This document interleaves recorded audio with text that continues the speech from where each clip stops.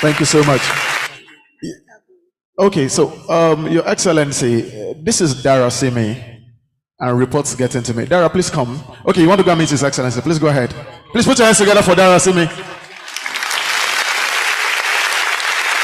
Your Excellency, Dara Simi is 10 years old, and she has a question for you. Good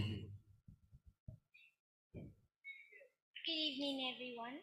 Good evening. My name is Dara Simi Nagi.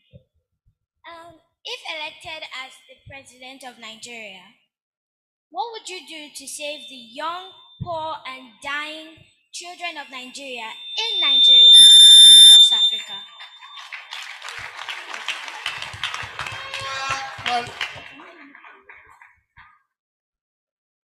I'll send down my granddaughter. My dear daughter, let me tell you, the purpose of government is to care for the people. And the first line of care of the people is the poor people.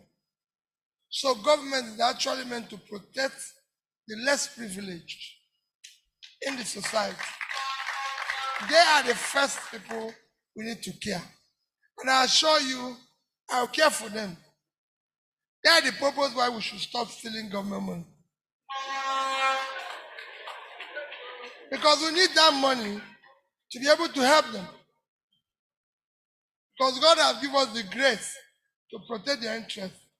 And I assure you, my commitment will be total. And I hope you're taping this, or somebody's taping it for you. I'm sure somebody's taping it for you. So if he's taping it without standing, you'll be able to ask me this question. Maybe 4 years, 5 years in the future. Ask you this question. What did you do? And I'll show you what I did to save it. A round of applause for His Excellency. Please put your hands together for Dara Simi as well. Let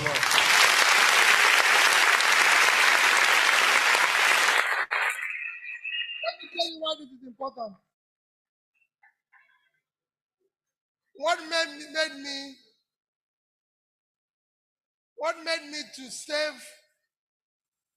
me I always say that one of the most tragedy of Nigeria is sacrifice. So you are governor, everywhere you go, 100%, 120%, people are telling you you're doing well. Even when you know obviously you're not doing well.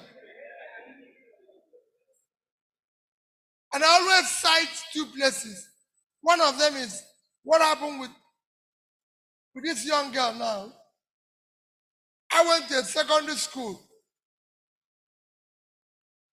and promised them I'm going to fix their roof. I was there in October. And in January, I went to the top of that local government. And I have not fixed the roof. And I was in interaction with people, including students who came from the same school. Just one person told me, when I said question time, he raised a hand. And I said, let me start with this tiny girl. He said, Governor, why do you make promise you don't keep? You can imagine what happened in that hall. Everywhere was quiet. The principal and teachers of the school ran to her to close her mouth. So she became frightened and cried. And I said, no, leave her. Tell me, my daughter. And she told me the truth. I made a promise which I never kept. And I said to her, I called the commissioner for education. The commissioner, we must solve this problem before I leave here. I must apologize to this girl. I promised to give their principal the check to fix that roof. They've already given me the bill, about 7.something million now. So go and find that check for us to give it to this girl with an apology. Of course, we did whatever we did. Got a check while I was there. We got a bank to issue us a check, I said, whatever documentation you want, we'll do it later on. They did it. We gave the girl the check, and I apologized. The same principal who were telling me things were good came and carried the girl in their head and ran out of.